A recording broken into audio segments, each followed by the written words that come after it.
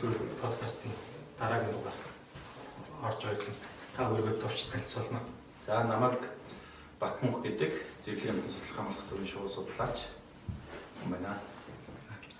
За ингээд ерөнхийдөө бас намайг газарт Монгол орноос 11 газар маань хамгаалтанд орчоод байгаа тийм ээ. Түүний нэг томоохон төлөөлөл болсон үгээр ерөнхийдөө хүн амтан манай Монголны ихэнх хүмүүсийн өдөөгийн үгийн нуурын талаар. За Монгол орны 11 амсарт орсон газрын одоо 3 нь бол хамгаалтгүй байдаг. Одоо улсын хэмжээний тус хамгаалтнаа өгөх газар 11 газар дотор одоо 3 газрын нэг нууруудын хүндийн бөөн цагаан нуур, орон нуур болон буур нуур гэсэн нэг хоёр хэсэг үгийн нуур байгаа. Тэгээ үгийн нуур маань бол 11 газрын хамгийн бага хэмжээтэй буюу 2500 га газар бол ерөнхийдөө 10 сарын конвенц 1998 онд бүртгэгдсэн байдаг.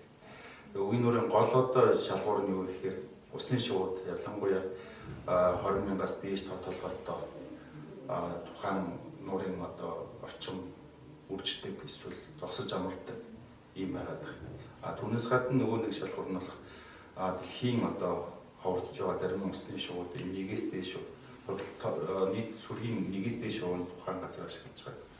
Ийм үндсэн хоёр шалгуурыг иргэдэг үгийн нуурын хангасан учраас 10 сарын конвенцэд 1998 онд бүртгэгдсэн байдаг. Үгийн нуурын тухайд бол одоогоор бид бүхэн энэ харьцангуй сайн судалгаа хийгдсэн боловч ер нь тогтмол урт хугацааны судалгаанд бол харьцангуй бага байгаад байна.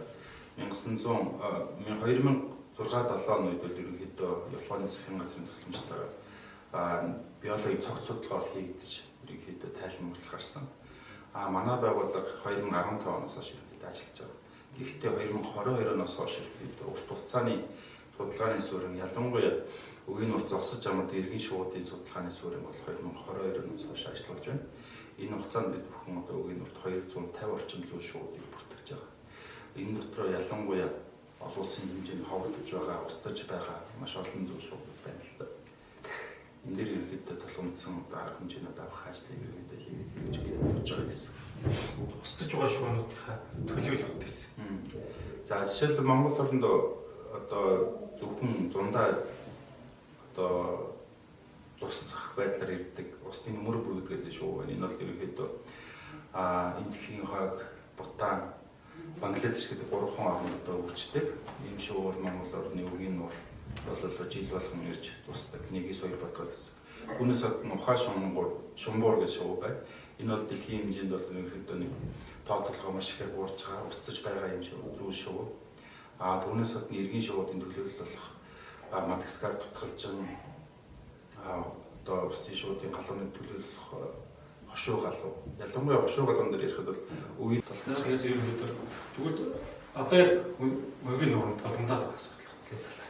За үгийн нуурд бол ус намрах газар болгонд тулгардаг асуудал байна л да. Энэ бол тэр чигээр уур амьсгалын өөрчлөлттэй холбоотой нөгөө төрлөөс баярлалаа хүний үзүүлж байгаа аюултай холбоотой асуудал байна гэсэн. Ялангуяа үгийн нуур маань одоо Монгол орныхоо төв хэсэгт байдаг. Зам арга хайрцангуй сайтар хөгжсөж зорж очиж байгаа жуулчдын тоо бол маш их. Жилдээ бол нэг 20,000 орчим жуулчд бол очиж байгаа. Ялангуяа энэ бол 7 сард наадмын эдийн амралт үед бол монголчууд маш ихээр зорж очдог. Үүнээс үүдээд ерөнхийдөө зам арга гарах одоо эргийн одоо хөрс идэвхэх гэх юм үү те замраагүй одоо отог сууц барих гэх мэдчлэн хог аяглаас гэсүүлээд энэ бол аюултай болоод байгаа гэсэн. Тэгээ нөгөө талаараа энэ маань нөгөө тусгай хамгаалтанд аваагүй учраас энэ ерөнхийдөө ямар ч зохион байгуулалтгүй хараа хяналтгүй байна гэсэн үг шүү дээ. Хэд их ашиглаад байгаа. Хэд их ашиглаад байгаа. Дараа өчний дараа тавихтэй юм гэсэн. Ингээд түүн дээр одоо энэ аюул дорой орчны бохирдол доройд усны чанарын модал тэгээд зүйлийн тоотлогод ерөнхийдөө аюул ялангуяа шуун дээр төлөвлөдөг тийм үү? Шуун дээр ялангуяа одоо зөвхөн үгийн нуурын одоо баруун хэсэг маань одоо 10 сарын одоо нэг конвенцэд орсон хэсэг бус хэсгүүд нь бол ерөнхийдөө хүний үйл ажиллагаатай шууд хамааралтай болоод хүн бүрэн зэмшээ явж байгаа гэсэн. Үгийн нуурыг тойроод ерөнхийдөө нэг 30 гаруй өрхийн 70 гаруй өрхийн 30,000 орчим мал одоо байнгын одоо байдаг. Үнийг одоо үгийн нуурд ивж одоо одоо үндэний малын их хүчийг саарамжуулах зорилгоор гэх юм уу. Хоёр ч одоо хот хүний хотыг одоо заавал нуур руу ирэхгүйгээр өөр газар одоо тэр хотоноос услах байдлаар ингэ зохицуулж байгаа. Түүнээс гадна 2020 3 оноос хойш Монголын улсын ерөнхийлөгчийн санаачлагаар гэх юм уу дэмжлэгээр одоо үгийн нуурыг нөхөн зэргэх ажлал эхэлсэн. Энэ ажлын хүрээнд бол ерөнхийдөө үгийн нуурын баруун хэсгийг хамгаалах, хашаалах мөн одоо үгийн нуурын яг тэр усны шууд чухал гуйж байгаа хэсгийг бол одоо завь оруулахгүй байх тийм мотор завьар одоо үргэлжлэхгүй байх тэр ажлууд хийгдэд явж байгаа. Мөн одоо ёроолын цэвэрлэгээ одоо үгийн нуур цутгадаг одоо хөгшин орхон болон урсцыг сайжруулах зэрэг ажлууд хийгдэд явж байгаа гэсэн. Бидний одоо шууд судлаачдын зүгээс одоо хамгийн гол сайшаалтай ажил юу болж байна гэхээр одоо баруун хэсгийн тэр нэг одоо хамгийн гол усны шууд үргэлдэг орчмыг бол ерөнхийдөө мал орохгүй хашаас явбал хамгийн сайшаалтай байгаа юм л да. Яг тэгэхээр яг шууд үргэлдэг 5 сараас 6 сарын хугацаанд бол нөгөө хамгийн түрүүн ус намрахаас чинь ногоордог шүү дээ. Ногоо өсрүүлж гадаг тийм.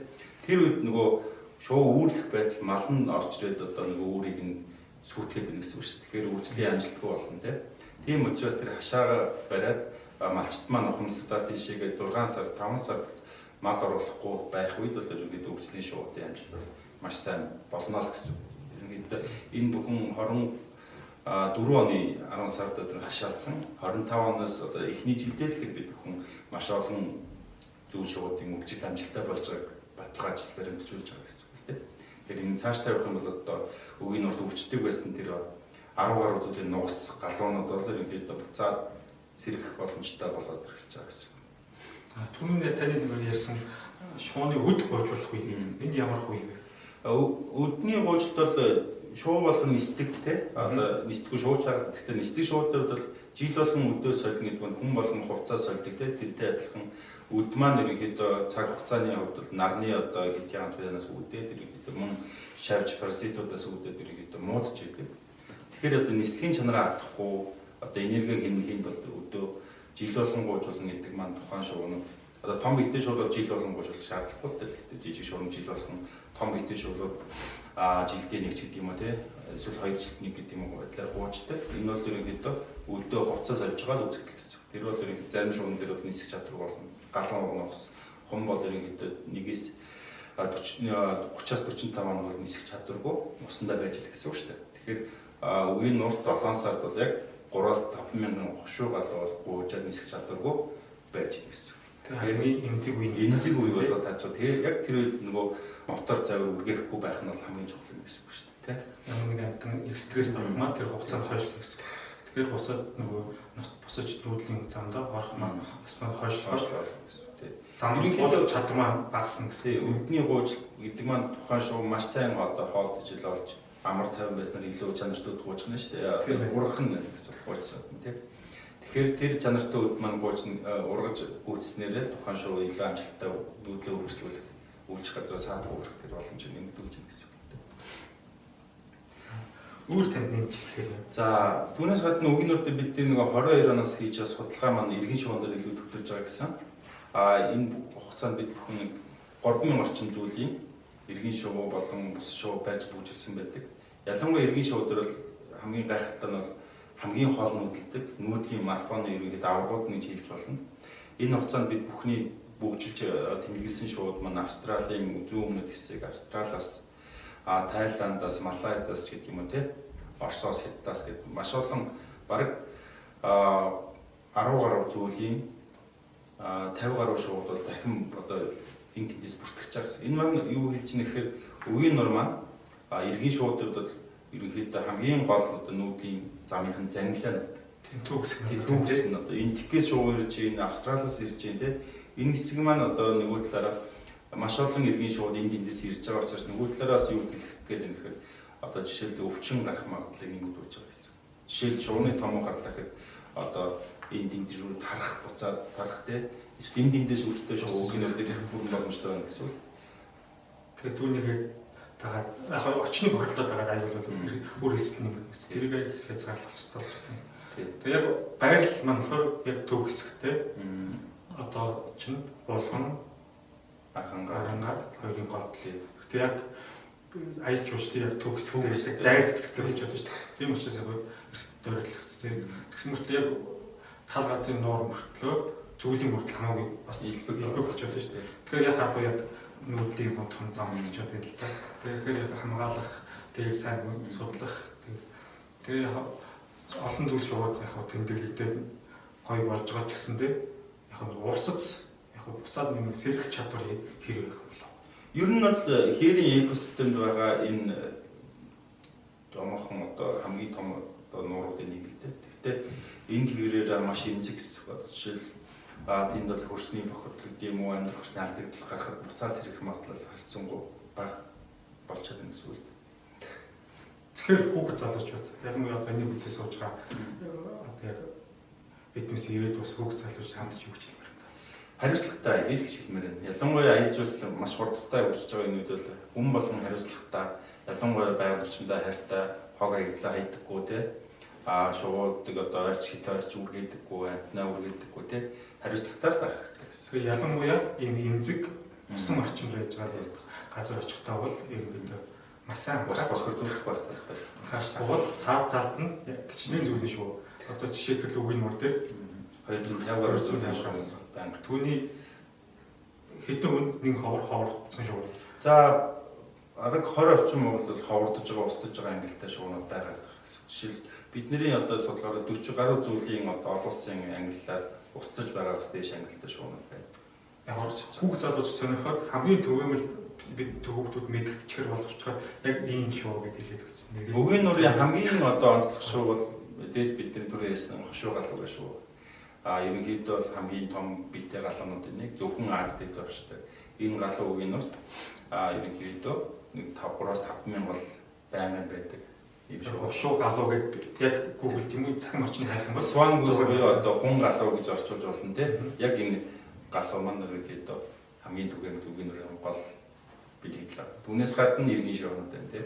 Иргэн шуунууд гэдэг нь одоо энэ харагдаж байгаа. Энэ жижигхэн хар илсэг шуу бай. Энэ шуунаас хэсүүлэл байна гэсэн. Жижигхэн эрэг даваа гүйж идэг шуунууд иргэн шуу гэж хэлдэг. Өөрөөр хэлбэл ийм онцлогтой тийм иргэн шуу маань. Одоо яг гол усанд эсгэлээд идэх мөртлөө захаар нь гүйж идэг. Захаар нь гүйж идэг. Өвөл агаар гүйж идэг. Уурт хашуултаа тийм. Янз бүрийн юм шуунууд. За баярлалаа тань. За баярлалаа. Зорилцсон.